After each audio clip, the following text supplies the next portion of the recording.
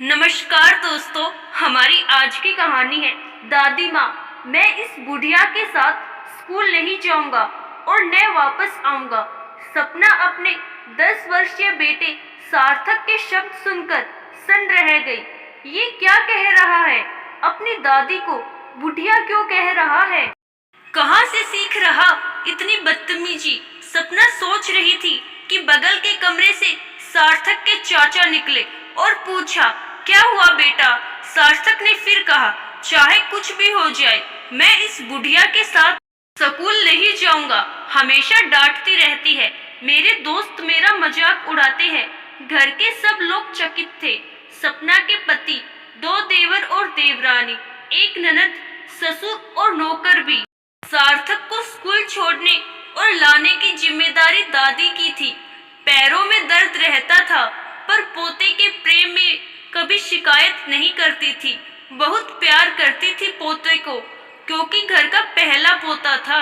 पर अचानक सार्थक के मुंह से उनके लिए ऐसे शब्द सुनकर सबको आश्चर्य हो रहा था।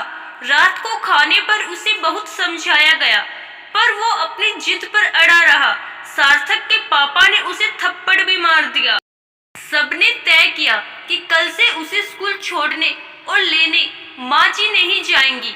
अगले दिन से कोई और उसे लाने ले जाने लगा स्कूल, पर सपना का मन विचलित रहने लगा कि आखिर उसने ऐसा क्यों किया।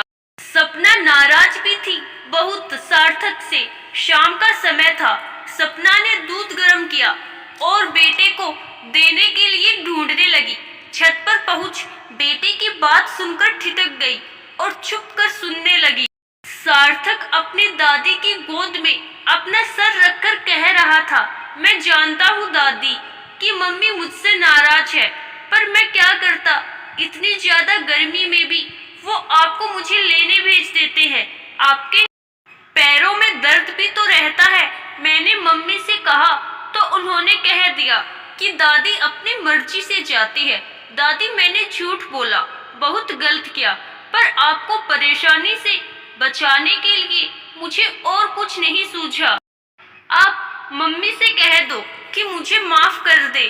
सार्थक कहता जा रहा था। सपना के पैर और मन सुन पड़ गए। अपने बेटे के झूठ बोलने के पीछे के बड़प्पन को महसूस कर गर्व हो रहा था उसे। सपना ने दौड़कर सार्थक को गले लगा लिया और बोली, नहीं बेटे, तुमने कुछ गलत नहीं किया। हम सभी पढ़े लिखे ना समझो को समझाने का यही तरीका ठीक था। शाबाश बेटे, शाबाश। आशा करती हूँ दोस्तों आपको हमारी आज की कहानी जरूर पसंद आई होगी। धन्यवाद।